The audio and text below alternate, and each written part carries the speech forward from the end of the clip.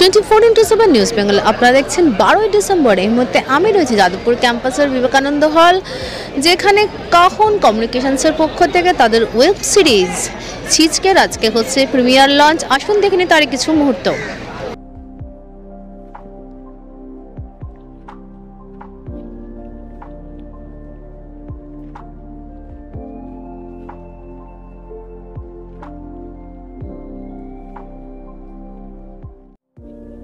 কাহন কমিউনিকেশনসের প্রযোজনায় আয়োজিত 6টি এপিসোডের ওয়েব সিরিজ ছিচকের প্রিমিয়ার শো অনুষ্ঠিত হলো। খুব শীঘ্রই কাহন ইউটিউব চ্যানেলে প্রকাশিত হবে এই ওয়েব সিরিজ।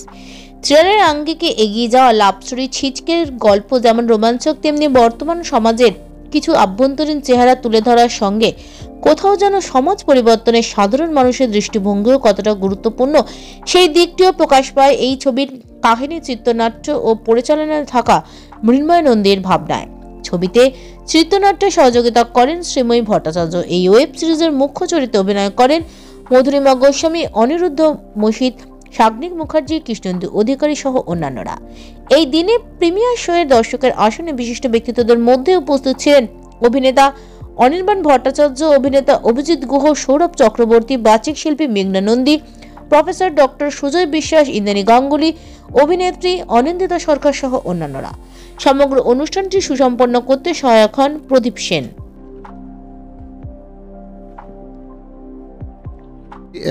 প্রথমে বলা দরকার চিচকেটা কি, সেটা প্রথমে বলা দরকার। চিচকে একটা ওয়েব সিরিজ, যেটা 6টা পর্বের একটা ওয়েব সিরিজ।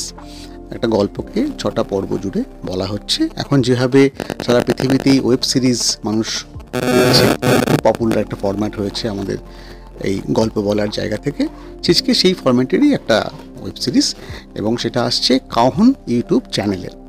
15ই ডিসেম্বর তার প্রথম এপিসোডটা আমরা পাবলিশ করব এবং তারপরে খুব তাড়াতাড়ি আরও বাকি যে 5টা এপিসোড সেটা আমরা দিয়ে দেবো।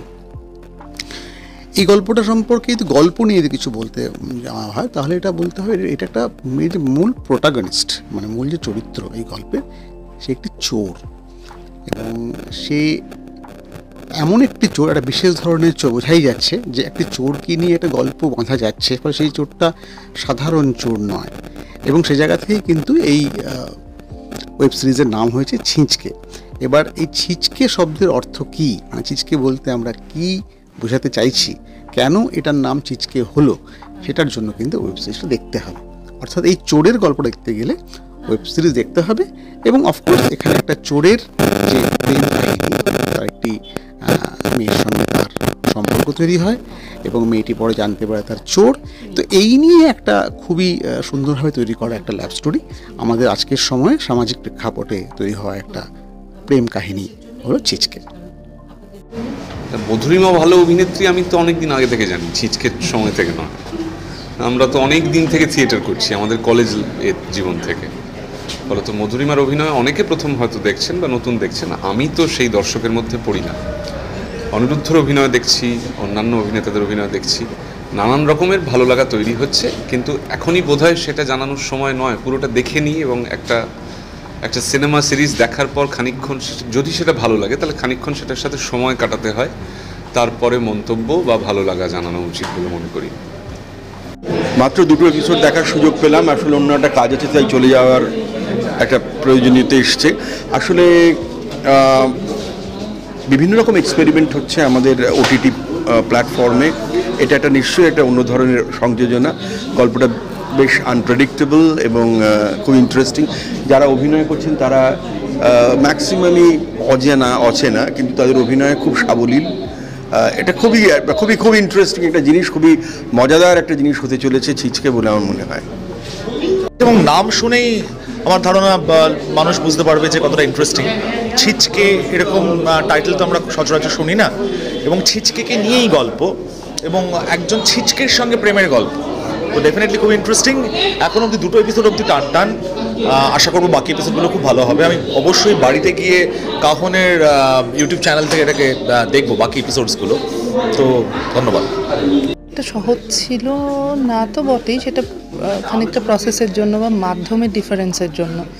যেহেতু আমি থিয়েটারে অভিনয় করেছি, কিন্তু চরিত্রটার গঠনের ক্ষেত্রে আমি বলবো যে মানে এই চরিত্রটা খুবই মানে অনেকটাই আমার চরিত্রের কাছাকাছি, যেহেতু চরিত্রটা শহুরে বড় হয়ে ওঠে বা মানে সে পেশাগত দিক থেকে একটা ক্রিয়েটিভ কাজের সঙ্গে যুক্ত, এটা আমিও।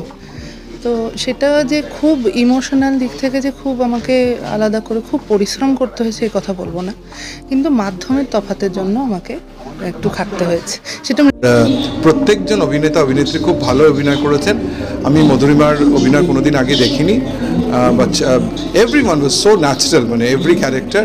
বাট যেহেতু সেন্ট্রাল রোলে মধুরিমা ছিল, she has displayed the character very well.